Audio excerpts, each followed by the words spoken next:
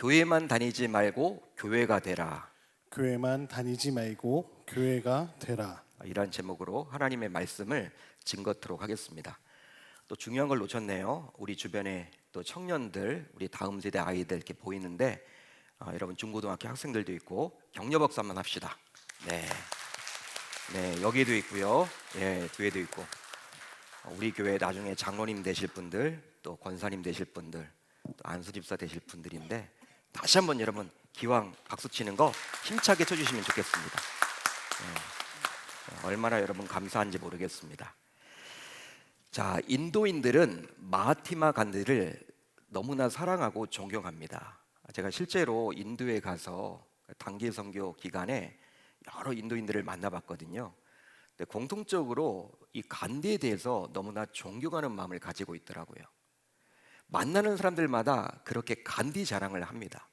간디가 너무나 존경스럽다. 그러니까 인도의 아버지로 불리죠. 이것은 마치 우리나라 사람들이 이순신 장군을 사랑하고 존경하듯이 그들은 그렇게 간디를 사랑하고 존경합니다. 당시 여러 계층의 사람들을 만나봤어요. 제가 이렇게 선교에 가서 여러 계층의 사람들을 만나봤습니다. 인도는 카스트 제도가 있기 때문에 선교사님들이 여러 계층의 사람들을 만나볼 수 있도록 기회를 주셔서 만나보기도 했고요. 또 심지어 인도인이지만 힌두교도, 대부분이 힌두교를 믿죠. 힌두교도, 또 이슬람교도, 기독교도, 시크교도 등도 모두 만나봤습니다. 시크교까지. 그렇지만 그들 모두 공통적으로 이 간디를 너무나 존경했습니다. 실제 그래요. 바로 진보나 보수나 중도적인 성향에 상관없이 남녀노소 누구나 이순신 장군을 좋아하고 사랑하듯이 말이죠. 여러분, 우리가 잘 알다시피 마하트마 간디는 영국의 식민지배에 대항해서 인도의 독립운동을 이끈 정치 지도자였습니다. 그는 영국에서 유학 생활도 했기 때문에 안락하게 생활을 할 수가 있었어요.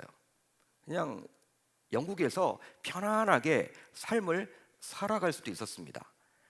하지만 안락한 삶을 포기하고 자신의 고국인 인도로 돌아와서 비폭력 운동으로 인도의 독립운동을 전개했죠. 바로 영국에서 유학 생활을 했기에 간디는 또 심지어 기독교를 접하게 되었다 그래요. 기독교를 접하게 되었다. 영국이란 나라가 국교가 영국 성공이 아닙니까? 성공해. 그러다 보니까 이 기독교를 접하기도 했다 그래요. 이 간디가. 그래서 성경도 많이 읽어보았다고 합니다. 그래서 이렇게 기독교계에 인도의 그러한 간디에 대한 이야기가 참 많이 전해져 옵니다. 하지만 간디는 인도를 심히 수탈하던 교회 다니던 영국 사람들, 즉 삼과 신앙이 분리된 신자들을 보면서 예수는 믿고 싶은데 교회는 다니고 싶지 않다라는 유명한 이야기를 남겼어요. 그러니까 예수는 믿고 싶은데 교회는 다니고 싶지 않다. 그러니까 영국인들이 제대로 삶과 신앙이 이렇게 일치가 되지 못하는 그 모습을 보면서 교회를 극진히 싫어했다 그래요. 그리고 결국 죽을 때까지 이 간디는 교회를 다니지 않았다고 합니다. 자, 그런데요, 이런 간디와 같은 자들이 우리 주변에도 많이 존재를 하죠. 여러분들이 심심치 않게 만나볼 수 있을 거예요. 몇 주 전에 있었던 행복나눔 축제에 우리 성도님들이 이제 전도 대상자를 작정하고 가서 만나서 초청을 했을 때 어떤 반응을 보였습니까?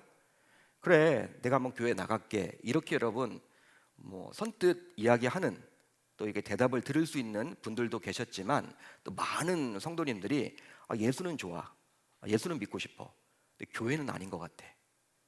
여러분 그런 말들을 하지 않았나요? 실제 저도 그런 얘기 많이 들어봤거든요. 전도를 해보면 예수님은 믿고 싶은데 교회는 좀 나가기가 그렇다. 교회에서 상처를 받았다. 상처를 받았다라는 이유를 보면요, 다 장로님, 안수집사님, 권사님들에게 사기당한 이야기들, 직장에서, 또한 이렇게 교회에서 상처받은 이야기들, 목회자를 통해서, 그런 것들을 통해서 여러분 교회는 다니기가 좀 그렇다, 이런 이야기들을 참 많이 들었을 것입니다. 하지만 교회에 나오지 않으면서 예수를 온전히 알고 믿을 수는 없는 것이죠.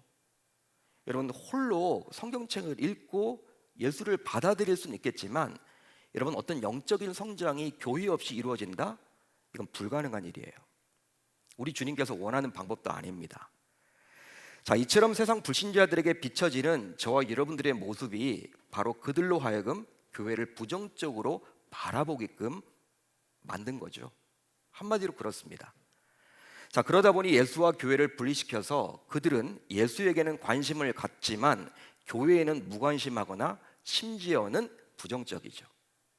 무관심할 정도가 아니라 부정적인 분들이 은근히 많아요. 여러분, 중고등학교 다니는 아이들, 정말 교회 다니는 아이들이요, 적어요. 소수입니다. 극히 소수입니다.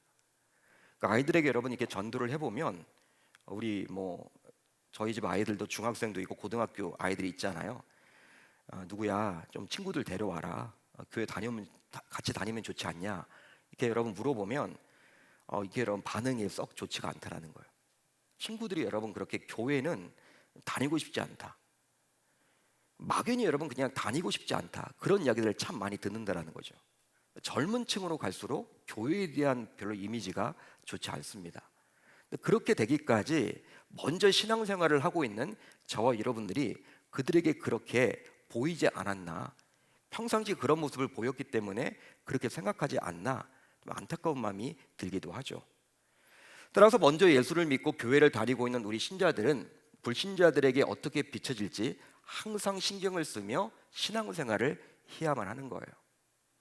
실제로 성경을 보면 주님께서는 신자인 우리에게 교회만 다니지 말고 우리 자신이 교회가 되라고 이야기를 합니다.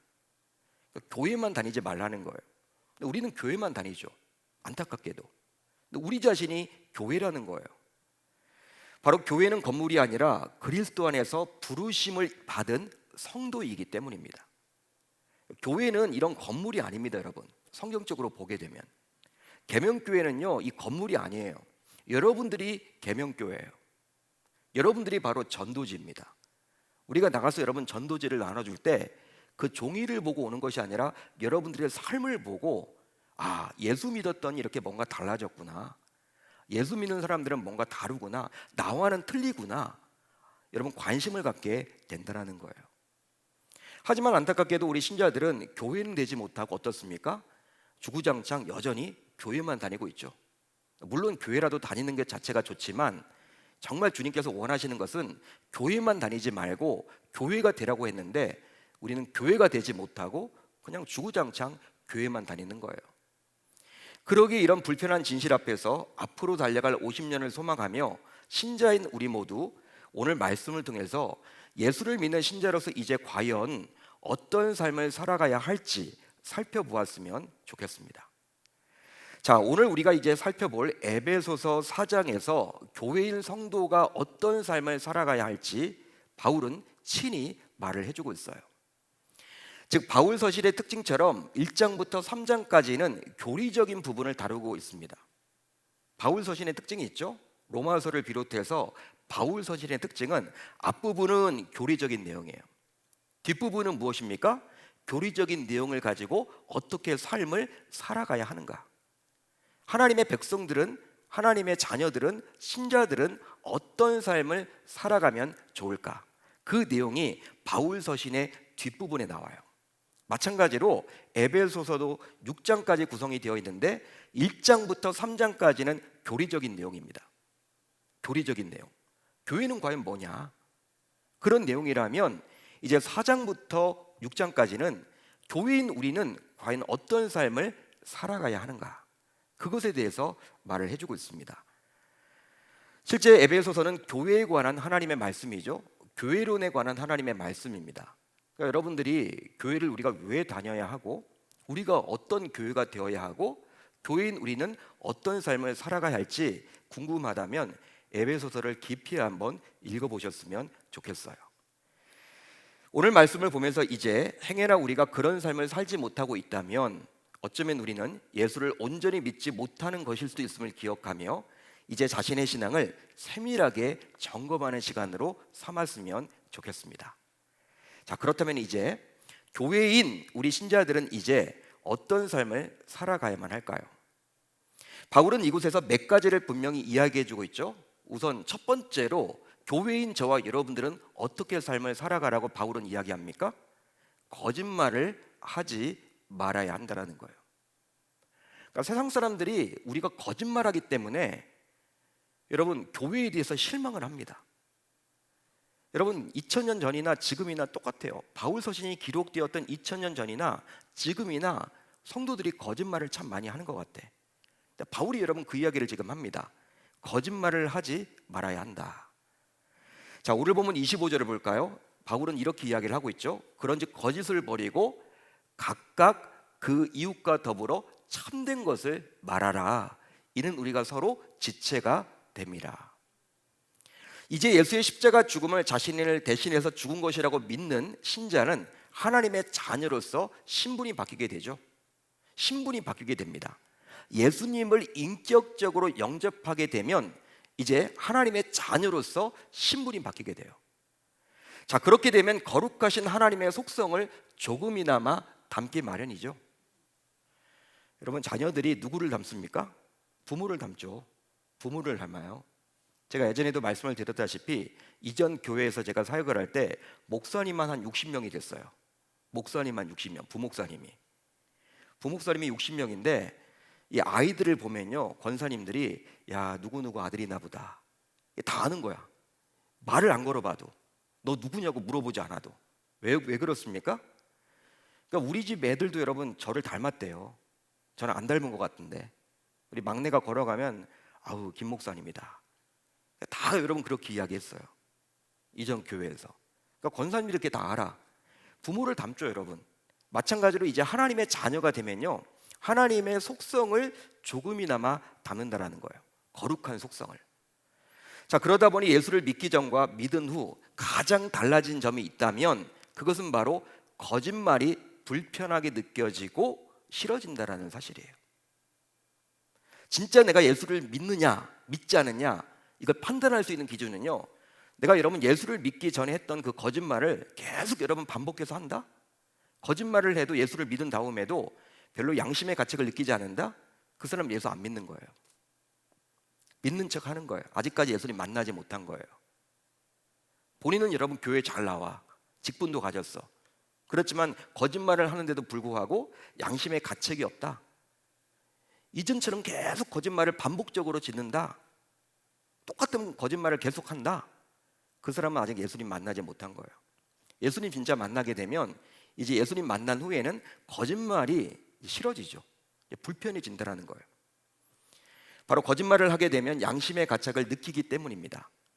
어쩌면 여러분들 가운데서도 예수를 믿기 전에 밥 먹듯이 거짓말을 했었지만 이제 예수를 믿고 난 이후 이 거짓말이 불편하게 느껴져서 되도록 거짓말을 하지 않으려고 지금도 치열한 영적 전투를 벌이고 계신 분도 계실지 모르겠어요. 제가 아는 분들도요, 직장까지도 옮겼어요. 예수를 믿고 난 다음에 잘 다녔던 직장인데 자기가 하는 일이 거짓말을 할 수밖에 없는 직장이었어요. 거짓말을 할 수밖에 없는. 직장 상사가 자꾸 그걸 요구해. 거짓으로 자꾸 뭔가를 이렇게 서류를 작성하라고 그러고. 근데 이전에는 예수를 믿기 전에는 그냥 그걸 여러분 그냥 당연하게 여겼어요. 다른 사람들도 다 그렇게 관행으로 하니까. 근데 예수를 믿으니까 이게 안 되더라는 거야. 이 하나님 앞에 이게 죄라고 느껴지기 때문에 자기가 이 서류를 작성하지 못하겠더래요. 결국 어떻게 합니까?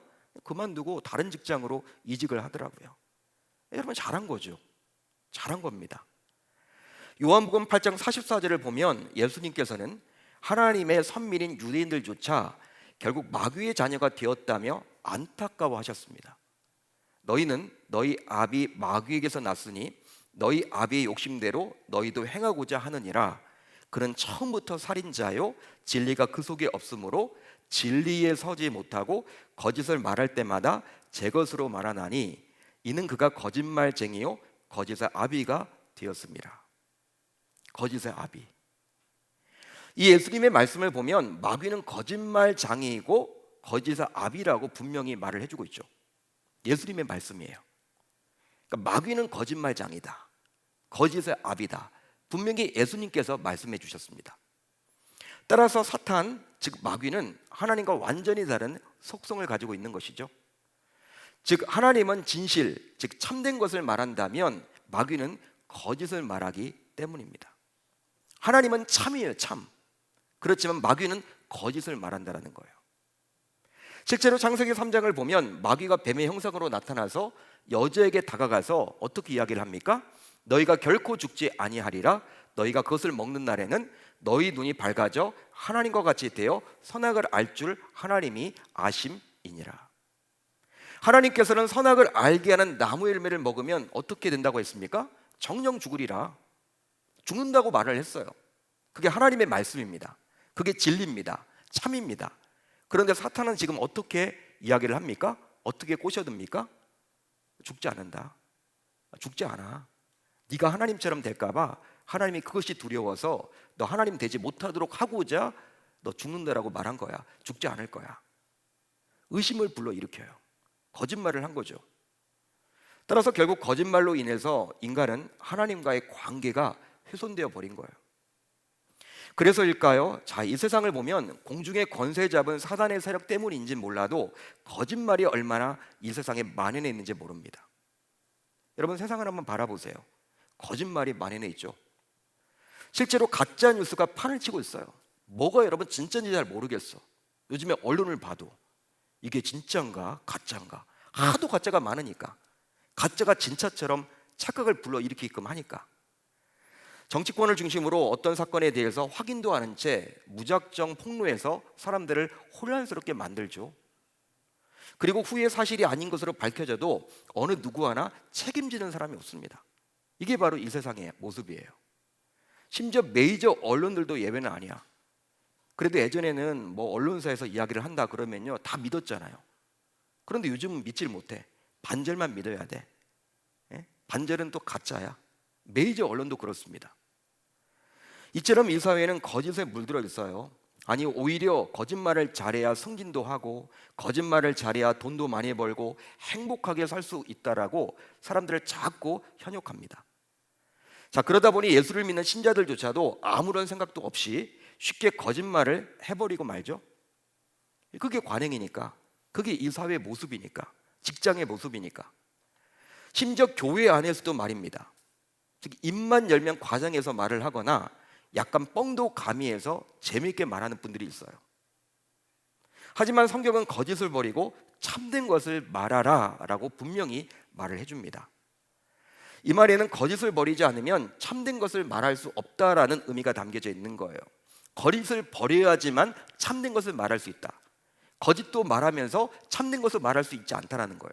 한 가지는 반드시 버려야 한다라는 거예요. 우리 신자들로 하여금 거짓을 버려라. 참된 것을 말하려면 지금 그 말을 해주고 있죠. 따라서 결코 쉽지 않겠지만 교회인 우리 신자들은 이제부터 거짓말을 버려야만 하겠습니다. 그랬기에 이 중요한 십계명 안에도 하나님께서는 자신의 백성들에게 구계명을 통해서 내 이웃에 대해서 거짓 증거하지 말라, 거짓 증거하지 말라라고 하셨던 거예요. 실제 기독교 정신으로 세워진 미국에서는 거짓말에 대해서 용납하지 않습니다. 거짓말 자체를 미국인들은 좋아하지 않아요. 이게 기독교 정신 때문에 그런 것 같아. 그래도 남아있는 것 같아요. 자, 그러다 보니 닉슨 대통령은 도청을 했다라는 이유보다도 오히려 그것을 감추고자 거짓말을 했다라는 그게 더 컸어요. 뭐 도청? 그것도 여러분 죄죠. 민주주의 국가에서 하면 안 되죠. 근데 그것보다도 닉슨 대통령이 물러나게 된 것은요, 그걸 감추고자 거짓말을 한 거예요. 그 사회가 그렇습니다. 미국 사회가 그래요. 여러분, 어떻게 인터뷰 같은 거 하죠? 이제 뭐 유학을 가거나 아니면 미국에 비자를 받기 위해서 인터뷰를 할 때 거짓말해서는 못 가요. 블랙리스트에 올라가요. 한 번 거짓말 하잖아요. 미국 못 가요. 솔직하게 이야기해야 돼. 뭐가 부족할 때는. 그럼 다음에 기회라도 줘. 근데 거짓말을 해서 여러분 상황을 모면하려고 인터뷰를 한다? 아우, 여러분 다음부터는 기회가 없어요. 그게 미국이란 나라입니다. 따라서 이제 우리 모두 결코 쉽지 않지만 거짓이 아니라 진실된 말을 함으로 주변 불신자들이 우리의 이런 모습을 보고 교회에 대한 인식이 달라져야 할 줄로 믿습니다. 세상은 다 거짓을 이야기하더라도 교인만큼은 거짓을 말하지 않아야 되는 거예요. 아, 정직하다, 솔직하다, 참된 것을 말한다. 누구누구는 교회 다니는 사람이야. 아, 거짓이 없어. 처분이 말하면 진짜야. 그렇게 여러분 직장에서도 사업에서도 그런 소문이 나타나야 되는 거예요. 우리 아이들도 학교에 가서도 누구의 말이라면 매주로 콩을 신다. 여러분 다 믿는 거예요. 콩으로 여러분 매주를 신다. 맞는 말이지만 여러분 아무튼 어떤 말을 하더라도 다 믿을 수 있는 그런 신뢰를 우리가 확보해야 하는 것이죠. 자, 다음으로 분을 내어도 죄를 짓지 말아야 합니다. 분을 내어도 죄를 짓지 말아야 한다. 자, 오늘 본문 26절로 27절을 볼까요? 이렇게 기록을 하고 있죠. 분을 내어도 죄를 짓지 말며 해가 지도록 분을 품지 말고 마귀에게 틈을 주지 말라. 예수를 믿게 된 이후에도 저와 여러분들 여전히 화를 냅니까? 내지 않습니까? 화를 냅니까? 내지 않아요? 내죠. 저도 내요. 화 나잖아요, 여러분들. 화내는 사람이 어디 있습니까? 다 부부싸움 하잖아요, 여러분들. 예? 운전하다가 여러분 확 끼어드는 사람이 있으면 뭐 나가잖아요. 이런 감정은 어떤 의미에서 볼 때 하나님께서 우리에게 주신 자연스러운 감정이라고 볼 수 있어요. 자연스럽죠. 하지만 세상 불신자들과 차이가 있다면 교회인 우리는 이제 화를 내지만 그 화로 인해서 죄를 짓지는 말아야 한다는 거예요. 죄를 지어서 살인을 하거나 죄를 지어서 남의 인격을 모독하거나 죄를 지어서 누구에게 분노를 일으키거나 해서는 아니 된다는 거예요. 화가 나죠. 그렇지만 컨트롤이 가능해야 돼. 컨트롤이 가능해야 됩니다. 그러니까 넘지 말아야 될 선 넘어서는 안 된다는 거예요. 즉 해가 지도록 마음을 품어서 마귀에게 틈을 주지 않아야 한다는 거예요. 예전에 어떤 권사님이 이렇게 이제 결혼을 하게 된 지혜로운 권사님이었던 것 같아요. 이제 홀로 이제 자녀를 키워가지고 결혼을 시켰어. 그 아들을. 며느리랑 이제 아들을 불러놓고 그런 이야기를 했대. 싸우더라도 각방을 쓰지 말아라. 예? 꼭 밤에는 풀어라. 풀어야 된다. 다음 날까지 그 다음 날까지 일주일 그렇게 가지 말아라. 그 말을 했다라는 거예요. 성경적이죠, 여러분. 분명히 말을 했잖아요. 사단이 틈을 탄다라는 거예요. 결과적으로 밤을 새서 여러분 계속 생각을 하게 되면요. 한마디로 오랫동안 마음에 담아서 자신을 분노케 한 사람을 미워해서는 결코 아니 된다라는 거예요. 더 나아가서 화가 났다고 해서 마음으로 삭히지 못하고 무조건 분출해서 주변 사람들에게 상처를 입히는 죄를 지어서는 안 된다라는 거예요. 거기에 더하여 자신에게 화가 나도록 만든 사람들에 대해서 주변 사람들에게 부정적으로 말을 함으로 제2의 제3의 피해가 끼치지 않도록 해야 한다는 거예요. 화가 나면요, 나에게 여러분 그렇게 화를 내는 사람들에 대해서 부정적으로 이 사람에게 또 이야기하고 저 사람에게 이야기해서 나중에는 감당하기 힘들 정도로 수습이 안 될 정도로 되는 경우들이 있죠. 그렇게 해서는 안 된다는 거예요. 그것은 바로 죄이기 때문입니다. 죄라는 거예요. 여러분 성경을 보면 예수님께서 화를 내시기도 했죠. 여러분 예수님도 화를 냈습니다. 실제 그랬어요. 오히려 성전에서 장사하던 자들에게 화를 내셨고, 그리고 바리새인과 사두개인들에게는 독사의 자식들이라고 쏟아부었어요. 독사의 자식은 욕입니다. 욕. 따라서 오히려 악을 보면서도 화를 내지 않는 것이 오히려 신자로서 잘못된 모습인 듯 보여요. 어떤 악한 행위를 할 때 화를 내지 않는다, 그냥 가만히 있는다, 그 묵인하는 거거든요. 그때는 여러분 우리가 아니라고는 말을 해야 돼. 여러분 자꾸 정부에서 이제 동성애, 여러분 국회에서 동성애가 통과되려고 할 때 우리 교회는 아니라고 말을 해야 돼. 가만히 있으면 안 돼요. 그건 악이기 때문에 나서야 되는 거예요, 여러분. 그럴 때는 예수님도 그리 했으니까. 그렇지만 말씀을 여러분 잘 보면요, 근본적으로 예수님은 겸손하신 분이었어요. 겸손하셨습니다. 그러기에 지극히 개인적인 손해나 섭섭함, 서운함 등으로 인해서 화를 내지는 않았다는 거예요. 예수님 개인의 손해, 어떤 것 때문에 손해를 입었거나 섭섭하다, 서운함 때문에 화를 내지는 않았다는 거예요. 따라서 이제 우리 모두 화를 낼 수는 있지만 세상 사람들과는 분명히 다른 모습, 즉 화가 나더라도 그것이 죄로 연결돼서는 아니 될 줄로 믿습니다. 여러분 화를 낼 수는 있어요. 그렇지만 그게 오래 가면 안 돼. 꽁 해서는 안 된다는 거예요. 푸셔야 돼요. 푸셔야 되고요, 그걸 가지고 제2의 제3의 어려움을 끼쳐서는 아니 된다라는 사실이에요. 자, 계속해서 도둑질과 마찬가지인 한탕주의를 경계하고 오히려 수고해야 합니다. 한탕주의를 경계해라. 자, 오늘 보면 28절을 볼까요? 우리 한번 같이 읽어봅니다. 28절 시작. 도둑질하는 자는 다시 도둑질하지 말고 돌이켜 가난한 자에게 구제할 수 있도록 자기 손으로 수고하여 선한 일을 하라. 자, 이 세상은 점점 되도록 덜 일하고 더 받기 원하는 구조예요. 덜 일하고 더 받기 원해. 어떻게 하면 덜 일을 할까? 일은 덜 하려고 하고 더 받으려고 해요. 이게 세상입니다. 세상의 구조가 그렇게 여러분 흘러가고 있어요. 어떻게 해서는 편한 자리, 그렇지만 고액 연봉. 일도 안 하면서 어떻게 하면 고액 연봉을 받을 것인가? 심지어 도가 지나쳐서 사람들은 한탕주의를 꿈꿔요. 그러다 보니 도박과 복권과 같은 사행성 산업의 구매는 점점 커져만 간다고 합니다. 어떤 통계를 보니까 코로나로 인해서 다 여러분 위축이 되었는데 이 복권 산업하고 이 도박 산업은요 성장을 거듭하고 있대요. 지금 다 불경기죠? 지금도 여전히 복권 끝내줍니다. 도박 끝내줘요. 예? 여러분 정선에서 예전에 목회하는 분이 정선에 여러분 뭐가 있는지 알죠? 예. 뭐가 있는지 아시죠, 여러분? 정선에 우리나라에서 공식적으로 여러분 이렇게 도박하는 곳이 있잖아. 카지노가 정선에. 그래서 목회하는 분이 그러는데 진짜 여러분 사람들 많이 온대요. 예? 진짜로 많이 온대. 요즘에는 차량 이렇게 번호판이 뭐 다 이렇게 모르잖아요. 이게 어디서 온 차량인지 모르는데 예전에는요, 뭐 서울, 경기, 뭐 경남, 전남, 전북, 전국에서 다 몰려드는 거야. 심지어 제주도까지. 목사님이 그런 얘기를 하더라고. 야, 그렇게 도박이 잘 된대요. 밤을 새면서 그렇게 한대요, 사람들이. 여러분 코로나인데 다 불경기인데 이 도박과 여러분 복권은 잘 된다니까요, 지금도.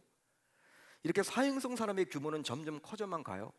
그리고 점점 사기를 치는 사람들이 늘죠. 아니 오히려 점점 사회가 발전하면 발전할수록 사기 범죄는 늘어만 갑니다.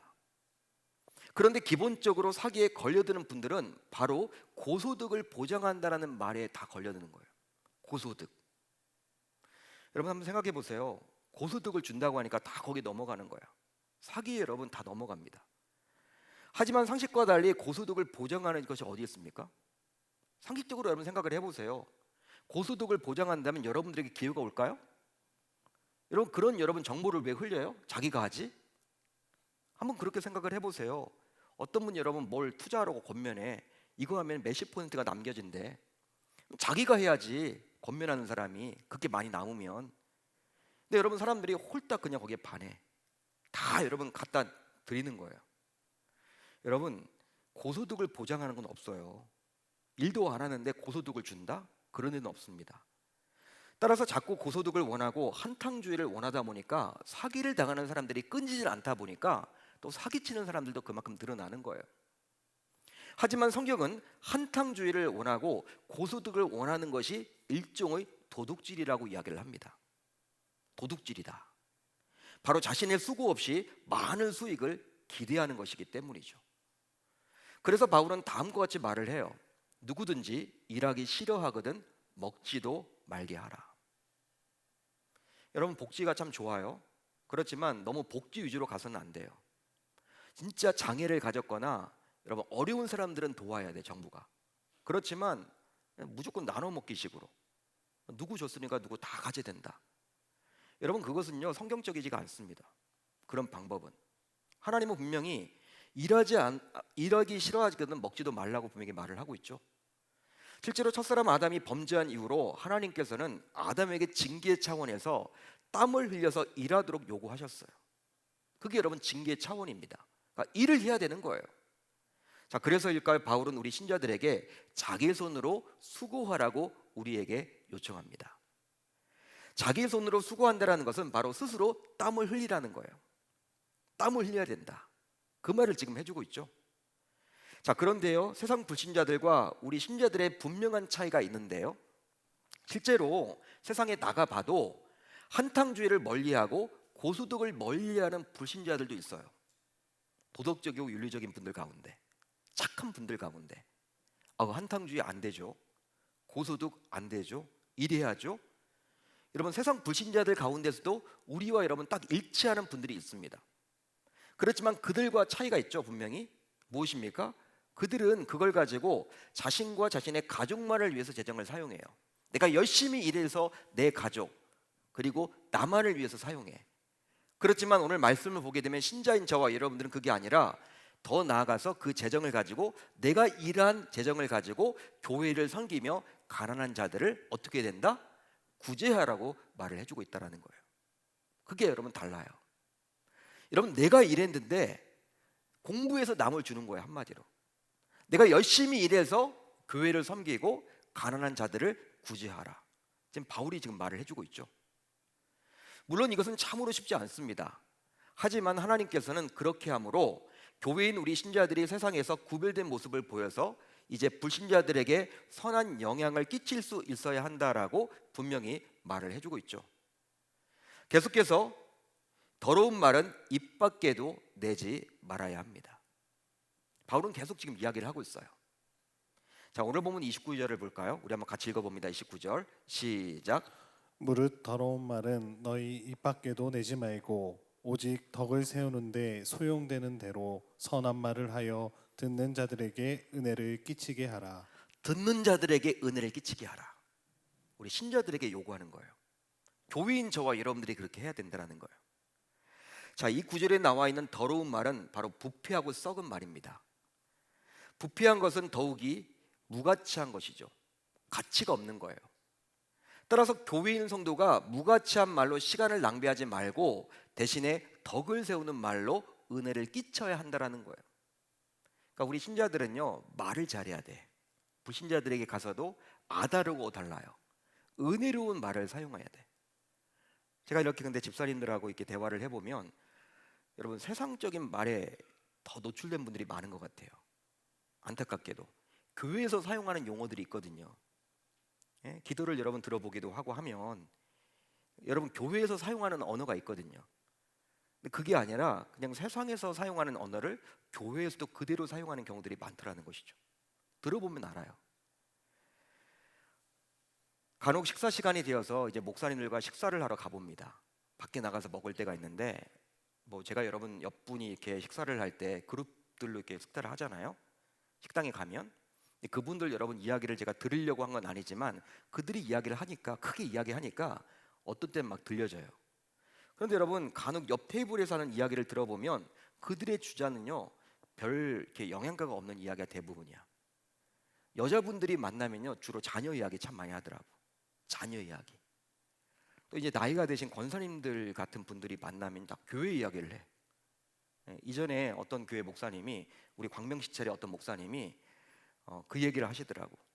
어떤 카페, 큰 카페, 뭐 이렇게 밤일만에 큰 카페에 갔더니 자기가 가서 이제 노트북을 치고 계속 있는데 자기가 교회 돌아가는 이야기를 다 알겠더라고요. 광명시내 권사님들이 와서 어떤 교회 이야기하고 또 다른 그룹 이야기하고 이 교회는 그 교회는 그런 일이 있었나 보다 다 들린다는 거예요.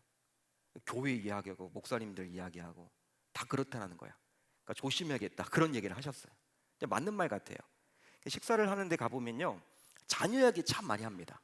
학부모들 모임 같아요. 딱 보면 또 여러분 이렇게 중년 여성들이 모여서 딱 이야기할 때는 교회 이야기, 절 이야기는 거의 안 하더라고. 성당 이야기는 거의 없는 것 같아. 교회 이야기 참 많이 해. 또 만나면 정치 이야기들 참 많이 하고 뭐 정치권이 어떻다, 예? 뭐 이런저런 이야기하고 또 코인 이야기, 주식 이야기, 부동산 이야기 참 그런 이야기들 많이 합니다. 물론 신자들도 그런 가십과 같은 이야기는 할 수 있어요. 뭐 여러분 그것이 죄는 아니죠. 할 수는 있습니다. 하지만 모일 때마다 그런 이야기만을 한다면 이것은 교회인 우리 신자와 세상 불신자들과 별반 구분이 되지 않는다는 거예요. 모일 때마다 그런 이야기를 한다면 따라서 우리 신자들만큼은 되도록 가치 있고 남을 세워주고 덕을 세우는 말을 해야만 하는 것이죠. 심지어 사랑방에서는 다른 주제로 잠시 벗어날 수도 있습니다. 사랑방을 하다 보면요 뭐 매주 이렇게 뭐 정상 코스로 갈 수는 없잖아. 어떤 뭐 사랑방원이 다른 이야기를 꺼내서 그쪽으로 갈 수 있지만 사랑 목자들은 어떻게 해야 돼요? 빗나갔다가도 반드시 다시 은혜롭게 맞춰야 하는 것이죠. 그래야지만 여러분 다음 주에도 또 모이는 거예요. 모일 때마다 계속 먹는 이야기는 하고 있고 계속 주식 이야기는 하고 있고 교회에서. 여러분, 그래서는 안 된다는 거죠. 이제 마지막으로 중요한 내용인데, 성령을 근심하게 하지 말아야 합니다. 자, 오늘 보면 30절 상반절을 볼까요? 이렇게 나와 있죠. 하나님의 성령을 근심하게 하지 말라. 성령은 예수의 영으로서 예수를 인격적으로 영접하는 순간 그 사람의 마음에 내주하게 됩니다. 예수님을 만나는 순간 성령 하나님이 내 안에 와 계시는 거예요. 하지만 이 성령 하나님은 인격적인 존재이기에 성령이 충만해질 수도 있지만 또 반대로 어떻습니까? 때론 근심하게 되기도 한다는 거예요. 이게 인격적인 분이기 때문에. 바로 신앙생활을 하는 우리 신자들이 때론 악독, 노함, 분냄, 떠드는 것, 비방하는 것을 일삼기 때문입니다. 그러기에 바울은 그런 모든 악독과 노함과 분냄과 떠드는 것과 비방하는 것을 모든 악의와 함께 버리라고 우리에게 요구하고 있죠. 오늘 말씀을 보게 되면 그 내용이 나옵니다. 그렇게 할 때 바로 성령을 근심하지 않게 할 수 있다라고 이야기를 해주고 있어요. 실제로 성령을 근심하게 하는 것만큼 불행한 삶은 없죠. 불행한 삶은 없습니다. 바로 임마누엘의 하나님을 느낄 수도 없기에 항상 불안하고 염려와 걱정과 근심하며 삶을 살아가야만 하기 때문이죠.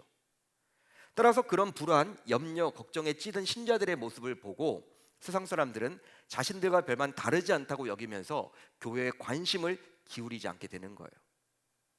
그러기에 우리 모두 이제 성령을 근심하지 않게 하는 것이 신앙생활의 우선순위임을 깨닫고 항상 성령 충만할 수 있어야 할 줄로 믿습니다. 그렇게 함으로 이제 이 5가지 바울의 권면을 꼭 기억해서 우리 모두 앞으로 달려갈 50년도 교회만을 다니지 말고 친히 교회가 되사 세상 불신자들에게 선한 영향을 끼쳐야 할 줄 우리 주님의 이름으로 축원합니다. 바울은 지금 그 이야기를 하고 있는 거예요. 여러분, 참 지키기 쉽지 않죠. 어떻게 바울이 우리의 사정을 이렇게 잘 알고 꼼꼼하게 기록을 해주고 있는지 몰라요. 꼼꼼하게 기록을 해주고 있잖아요. 아니, 거의 2000년 전에 기록이 된 이 말씀이 지금 이 시대에도 동일하게 우리에게 적용이 됩니다. 저와 여러분들이 교회예요. 세상 불신자들과 우리는 달라야 합니다.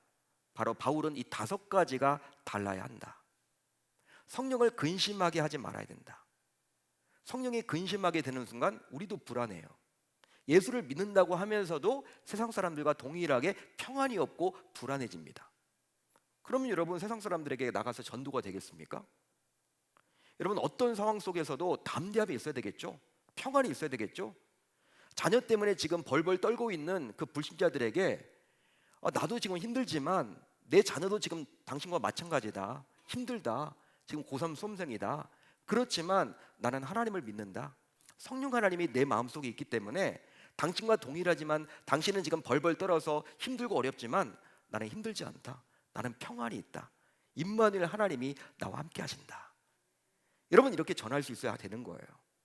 이 5가지를 여러분들이 꼭 기억하세요. 거짓말을 줄이고, 안 할 수는 없잖아, 줄여보는 거예요. 저도 해보겠습니다. 헛된 말을 여러분 하지 말고 오늘 이 말씀을 꼭 기억하사 저와 여러분들이 교회만 다니지 말고 교회가 됨으로 말미암아 50년 동안 지켜주신 그 하나님을 기대하면서 앞으로의 50년도 힘차게 달려나갈 수 있기를 우리 주님의 이름으로 축원합니다.